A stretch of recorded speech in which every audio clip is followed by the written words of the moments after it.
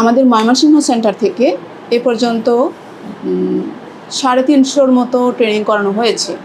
Driving, electrical, tailoring, তারপর হচ্ছে housekeeping, এই ট্রেনিংগুলো ওদেরকে করানো হয়েছে। তো যারা বিদেশ ফেরত আমাদের এখানে নিবন্ধিত কর্মী, তারা যদি ট্রেনিং করতে চায় যে কোনো বিষয় ওদের ইচ্ছা অনুযায়ী, কেউ ইলেকট্রিক্যাল শিখতে চাচ্ছে তাদেরকে আমরা ইলেকট্রিক্যাল দিয়ে দিচ্ছি।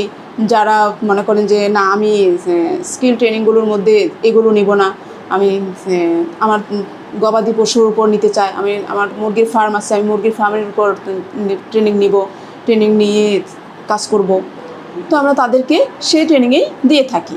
আসসালামু আলাইকুম।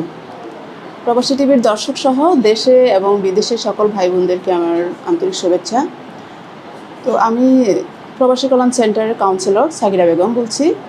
যে আমরা আসলে কাজ করি হচ্ছে প্রবাসী বিদেশ ফেরত প্রবাসী কর্মী, তাদেরকে নিয়ে কাজ করছি আমরা। বিদেশ ফেরত যারা 2015 সালের পর থেকে দেশে ফিরে আসে, তাদেরকে আমরা রেজিস্ট্রেশন করার পর এককালীন 13,500 টাকা প্রণোদনা দিয়ে থাকি।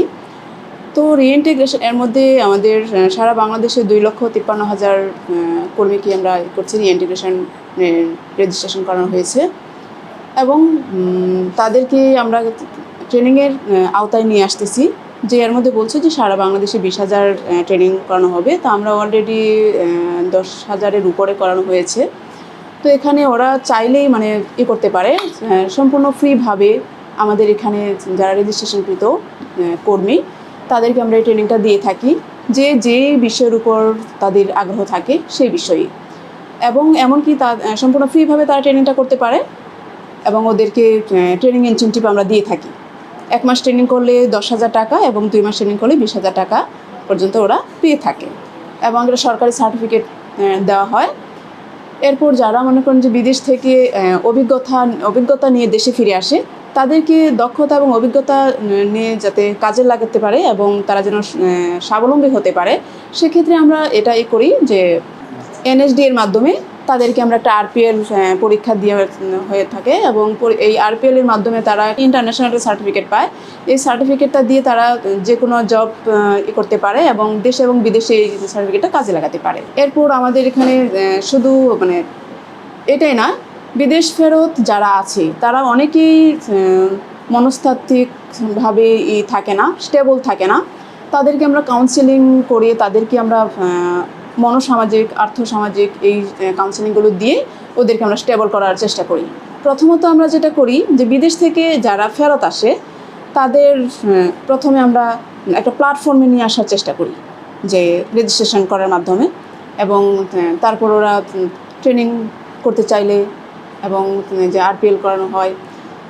তো এভাবে আমরা এখান থেকে আমাদের ময়মনসিংহ সেন্টার থেকে এ পর্যন্ত 350 মতো ট্রেনিং করানো হয়েছে। ড্রাইভিং, ইলেকট্রিক্যাল, টেলরিং, তারপর হচ্ছে হাউসকিপিং, এই ট্রেনিংগুলো ওদেরকে করানো হয়েছে। এবং এমনকি আমাদের এখান থেকে যারা ট্রেনিং করেছে,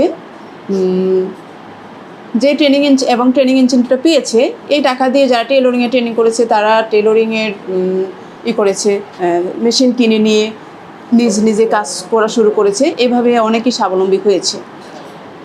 এবং আমরা যে অল্প টাকা দেই, যে 13,500 টাকা প্রণোদনা দিই, সেটা দিয়েও অনেকে তাদের জীবনটাকে ঘুরে দাঁড়াতে সক্ষম হয়েছে। তো যারা বিদেশ ফেরত আমাদের এখানে নিবন্ধিত কর্মী, তারা যদি ট্রেনিং করতে চায় যে কোনো বিষয় ওদের ইচ্ছা অনুযায়ী, কেউ ইলেকট্রিক্যাল শিখতে চাচ্ছে তাদেরকে আমরা ইলেকট্রিক্যাল দিয়ে দিচ্ছি।